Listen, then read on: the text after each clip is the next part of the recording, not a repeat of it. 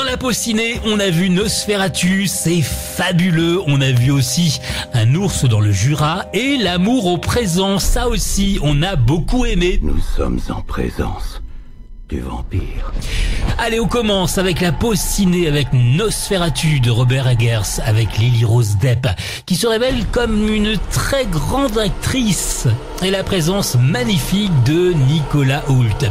Nosferatu est une fable gothique, l'histoire d'une obsession entre une jeune femme tourmentée et le terrifiant vampire qui s'en est épris avec toute l'horreur qu'elle va répandre dans son sillage. C'est du grand cinéma, le scénario, la photographie, la mise en scène, 10 sur 10 pour ce film qui tient la route et qui rend hommage à l'original Nosferatu, le film de 1922. Vous voulez voir un bon film, rire de bon cœur, allez voir Un ours dans le Jura. 2 et avec Franck Dubosc, avec Benoît Poulvorde et Laure Calamy.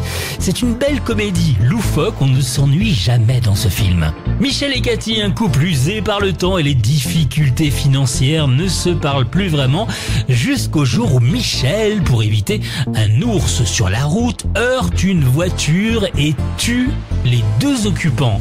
2 morts et 2 millions de billets usagés dans le coffre. Forcément, bah oui, ça donne envie de se reparler. On écoute les acteurs de Un ours dans le Jura. En fait, moi j'ai beaucoup tourné en tant qu'acteur pour recevoir de l'amour, pour essayer d'être aimé, puis tout à coup je me suis dit peut-être que c'est un moment où moi je dois aussi m'aimer un petit peu et faire ce que j'ai envie de faire et d'être honnête aussi. J'ai toujours été honnête dans ma démarche, mais de plus en plus honnête et voilà, c'est pour ça que j'ai attendu si longtemps avant d'oser.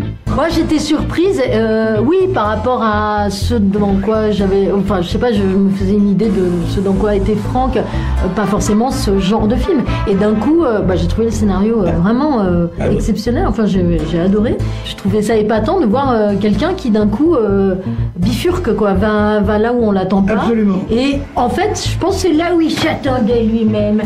Moi, je ne connaissais pas Franck. J'avais croisé une fois sur Astérix, mais 20 minutes. Et malheureusement, et heureusement, tu l'as aimé parce que tu as pas en slip ou parce que tu vois. Et il souffre parfois d'être trop beau gosse. C'est-à-dire le mec marrant, joli, et qui fait rire avec 3-4 vannes pourries. Là, il s'offre et il dit... Je vous emmerde et je vais vous faire le film. On termine avec un autre très bon film, L'amour au présent, de John Crowley avec Andrew Garfield et Florence Pugh. Helmut et Topia voient leur vie à jamais bouleversée lorsqu'une rencontre accidentelle les réunit. Une romance profondément émouvante sur les instants qui nous changent et ceux qui nous construisent. Les phases de joie et de tristesse dans la vie d'un couple depuis le jour de la rencontre.